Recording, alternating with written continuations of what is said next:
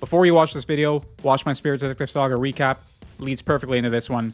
Now sit back, relax, and enjoy perhaps the longest recap I've ever made on this channel.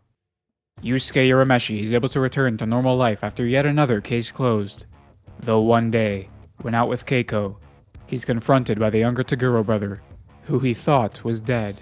Though he merely faked his loss so that his true employer, Sakio, could win his bet with Terukane. And now he stands in front of the trembling Yusuke to flex his muscles and show off 60% of his power. The demon then invites Yusuke, Kuwabara, Kurama, and Hiei to the Dark Tournament, a martial arts tournament held by rich and powerful humans for demons, where teams of 5 fight until only one team is left standing. So, with 2 months until the tournament, the 4 train as though their lives depend on it. They do. And Yusuke returns to Genkai to complete his training. 2 months quickly pass, and the team of a mystery 5th fighter join them, as they take the boat to Hanging Neck Island, where the tournament will be held. That looks an awful lot like Genkai. Just... Okay? Team Urameshi, being the only group consisting of humans, are despised by the other teams, though they pass the preliminaries on the boat with ease, even with Yusuke unsoundly asleep. Back at Yusuke's place, Botan is pressured by Keiko and Kuwabara's sister Shizuru into spilling the beans on where the two have disappeared to, and she is further pressured into taking them to Hanging Neck Island. The day after Team Urameshi arrive on the island, the Dark Tournament kicks off, with round 1 being Team Urameshi versus Team Rokuyukai. Yusuke is still asleep. The teams agree upon one-on-one best of 5 to be the terms, and with Shizuru, Botan, Keiko, Koenma, and Ogre all in their seats, the first fight is ready to begin. Kuwabara takes on the childish Rinku, whose Devil Yo-Yo technique proves an even match for the delinquent's improved Spirit Sword techniques, though the child wins by the narrowest of margins. The next match is Kurama versus Roto, and our red-haired fighter does not let the demon's threats to his mother panic him, as he displays his ruthless side to kill Roto with a mere seed. Hiei then steps up to contend with Team Rokuyukai's Captain Zeru, whose spectral fire attacks overwhelm even the audience. Though when Hiei reveals his secret technique, the Dragon of the Darkness Flame, the black flames from the depths of Demon World engulf his opponent, leaving no trace of him. His right arm has become unusable now, though. The 2 other members of Team Rokuyukai then flee in terror, though their replacement fighter, the drunken Chu, steps in to take their place. After killing them, Chu's alcoholic stench snaps Yusuke wide awake, and he's ready for his first fight of the tournament, though he finds the crowd to be somewhat hostile towards him, as Toguro watches on, eager to judge his progress. Chu's drunken and unpredictable fighting style initially catch Yusuke off guard, but he rises up to the challenge, and the 2 even seem to be enjoying themselves, despite nearly killing each other. With both their energies drained, they decide to determine the fight with a knife-edge deathmatch, which seems never-ending, until the only one left standing after a skull-to-skull headbutt is Urameshi. Yusuke refuses to kill Chu, saying they should do it again sometime. Then the first matchup comes to a close, with Team Urameshi as the victors. The first round matchups continue as everyone on Team Urameshi train on their own. Then in the final match of the round, Toguro decides to take on the entire enemy team by himself and makes short work of them. With 8 teams remaining, the way the tournament is drawn means Team Urameshi must fight 4 more times to win, whereas Team Toguro only needs to fight twice. Before their next round, Hiei and Kurama are held up outside the stadium by their next opponents in the tournament, leaving just Yusuke, Kuwabara, and the mystery fighter as participants. As it happens, their opponents, the Dr. Ichigaki team, also have just 3 fighters, and they agree to settle the round with a 3-on-3 fight. And so, the fight begins, and with Yusuke unable to use a spirit gun, they are at a disadvantage against the soulless killing machines, as they spend most of the fight on the defensive, and the masked fighter is revealed to be a beautiful young girl. Hiei and Kurama soon come crashing down, having defeated the doctor's robot that had been keeping them occupied. The group learned that Dr. Ichigaki tricked his fighters into giving up their bodies to him, and he thus turned them into killing machines, via blood-controlling humps on their backs. In the end, the masked fighter uses a technique that destroys the humps without killing them, and Yusuke defeats the doctor, after he rampages following his team's loss. Immediately after the match, Team Urameshi is slated to fight again against the Mashotsukai team, and the two captains agree on one-on-one elimination fights until no fighters are left. Before the fights begin, Hiei and the masked fighter are trapped in a medical tent by the tournament committee's supposed nurse, declaring them unfit to fight this round. So, with Kuwabara also in no shape to fight, it's 2 against 5, with Kurama up first against the body paint's bearer Gama. He overcomes his opponent's brush attacks that weigh his limbs down and manages to slice him up, but even though Kurama wins the fight, Gama's final act of spraying his blood on him places a binding spell on him that seals the spirit energy inside his body. Thus, in the next fight against Toya, the Hexed Ice user, it's all Kurama can do just to dodge his attacks. Then after he finds a loophole in Gama's spell, he summons the last of his strength to pierce Toya's body, though he passes out standing up, and the next fighter Bakken takes advantage of this by thrashing around the unconscious yet still technically active fighter like a ragdoll. When he has his fill, he's convinced by his teammate to throw him out the ring. Then in the next fight, Yusuke shows him no mercy, as he easily beats him to a pulp. Next, Jin the Wind Tamer steps up to fight Yusuke, and his ability to fly make him a particularly annoying enemy to fight. Though Yusuke enjoys himself, and he brings out the special technique passed on by Genkai, the Spirit Wave, to counter Jin's attacks, and send him flying out the stadium. Before the next fight can really kick off, the sponsor of Team Mashotsukai acts like a bitch and has the previous match declared a draw, due to Yusuke technically being out of bounds for 10 seconds at one point in the fight. Before the round can be chalked up as a loss for Team Urameshi, the half-dead Kuwabara makes a stand for his team. Kuwabara takes quite the beating from the captain Risho, but the second Yukina shows up to spectate, his power seems to return to him, and he knocks out the demon with one swing of his spirit sword. Yukino was allowed back to the human realm in order to look for her brother. After the fight, Keiko and Yusuke share a nice moment. It's worth a watch. Finally getting the chance to catch a breather, Koenma takes this opportunity to return the egg he had given Yusuke when he first died, as it is ready to hatch. And out of it comes this thing. It's supposed to serve as a reflection of Yusuke's inner self. The next day, after Team Urameshi watch their next opponents, Team Urautogi, win their fight, the masked fighter takes Yusuke aside, after doubting his ability to defeat Toguro. After the masked fighter reveals herself to be Genkai, she tells Yusuke that he is ready for the final and most dangerous trial of his training. In a nearby cave, Genkai transfers her spirit wave orb to Yusuke, who writhes in agony as his body struggles to handle the raw power it has just been bestowed, a state he may have to endure for hours, or even days. The semi-finals are then ready to kick off, with Team Urameshi missing 2 fighters yet again, and the fighting terms are agreed to be one-on-one, with the matchups left to chance.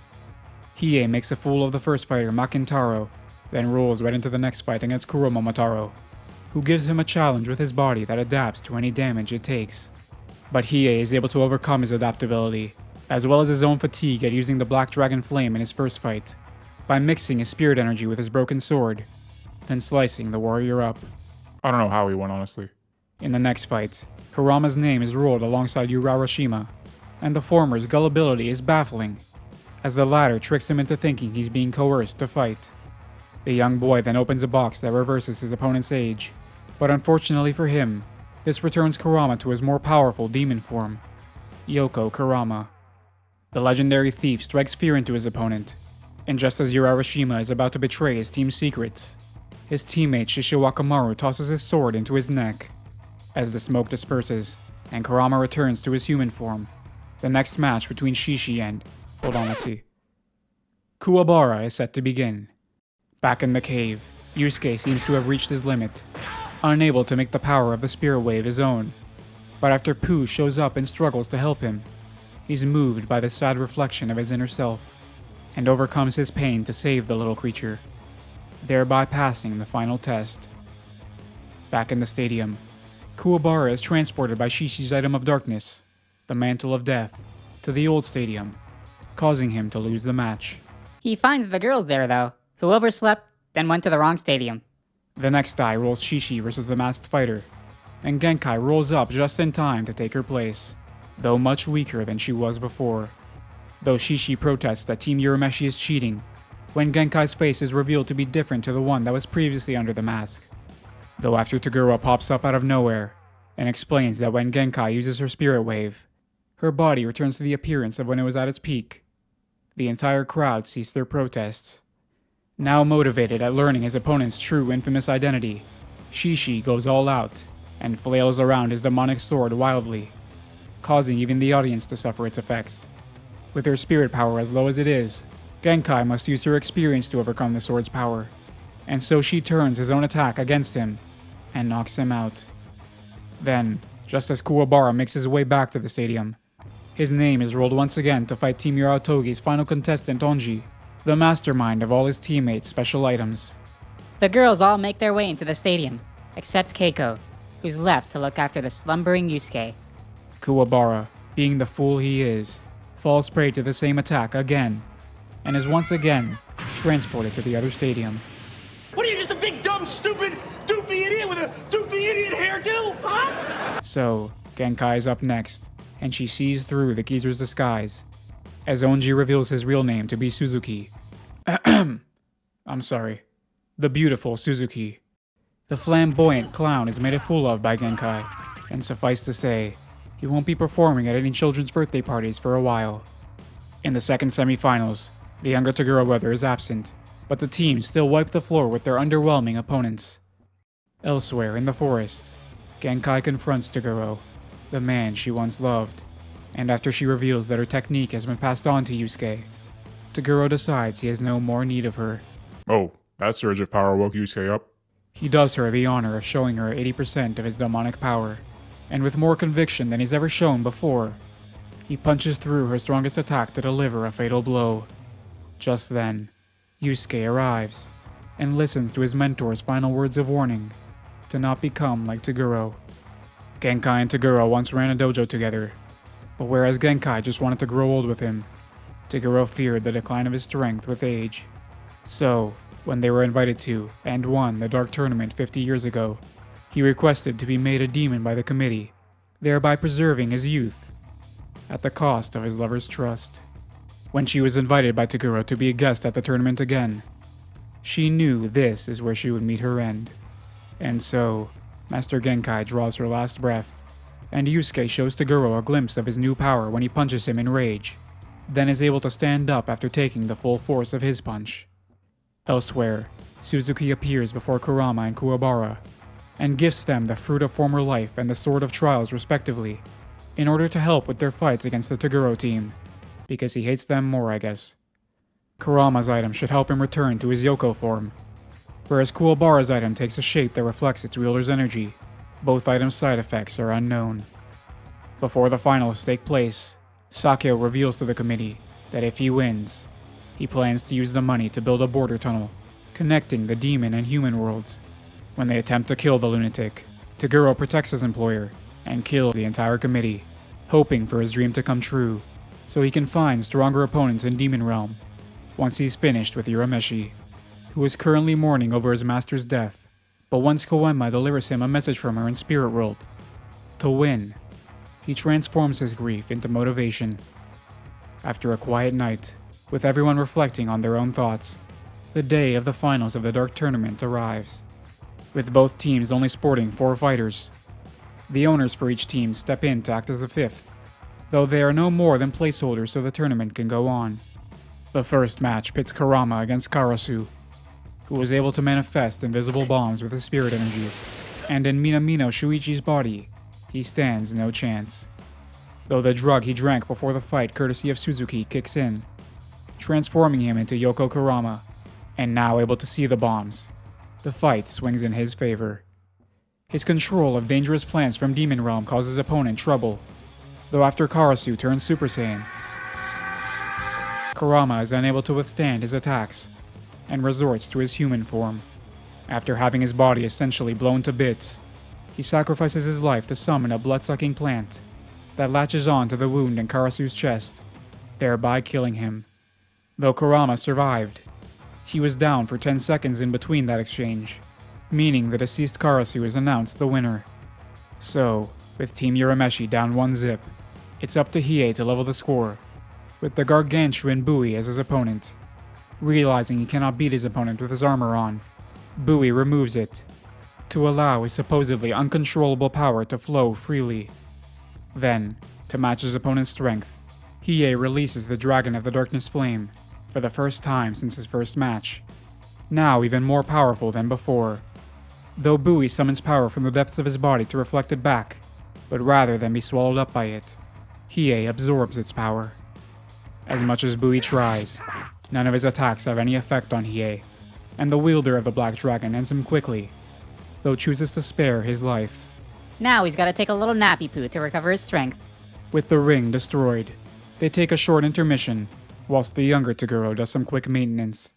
And after 6 hours, the finals are ready to resume. Kuwabara is petrified of the bloodlust coming from his opponent, the elder Toguro brother, but the sword he received from Suzuki gives him some form of confidence. Though Toguro reveals his ability to dislocate any part of his body, including his organs, making a fatal blow on him near impossible, thereby sapping Kuwabara's confidence yet again. Then when Toguro displays Genkai's fate to the delinquent via a puppet show, Kuwabara's spirit energy begins to rise out of anger, but no matter how much he slices him up, he is unable to deal a fatal blow. Though when he gets his sword back, it transforms into the perfect weapon to match the occasion, and Kuwabara smacks his opponent into the ground with his racket-shaped weapon, leaving no trace of the elder Toguro brother. When he steps outside the ring, he slogs Yusuke for leaving him in the dark about Genkai's death, and the slicked-back teen apologizes, saying he couldn't accept her death himself.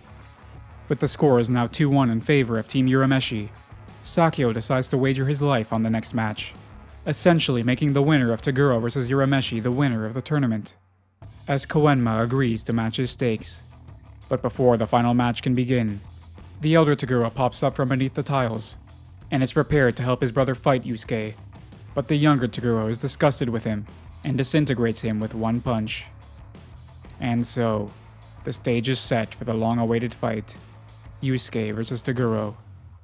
Toguro begins the fight at 80%, and his emanating spirit energy is so strong that it disintegrates the weaker demons in the arena. After the two fighters feel each other out, Yusuke uses his spirit gun to blast Toguro out of the stadium, but he walks back unscathed. He lost his shades, though. Though when Yusuke removes the spirit shackles placed on him by Genkai, his true energy is unleashed, and he is now more than capable of fighting Toguro at 80%. Thus, the human-turned-demon judges Yusuke to be worthy, and he begins his transformation to 100% power. At 100%, Toguro truly resembles a demon, and just the flick of his finger is enough to cause Yusuke damage. Not even the spirit gun is enough to cause the monstrous Toguro to budge, as he even devours the spirits in the stadium to satiate his own hunger. After Sakyo activates a barrier that prevents everyone from leaving, and Toguro slowly kills them, the crowd begin to cheer for Urameshi for the first time in the tournament. But even Keiko's cries don't give him enough of a power boost to put a scratch on his opponent. Though when Genkai's spirit possesses Pooh, she suggests Toguro kill one of his friends, in order for Yusuke's power to truly explode. So, he picks Kuwabara, and the young delinquent steps up to meet his fate like a man, as his heart is pierced.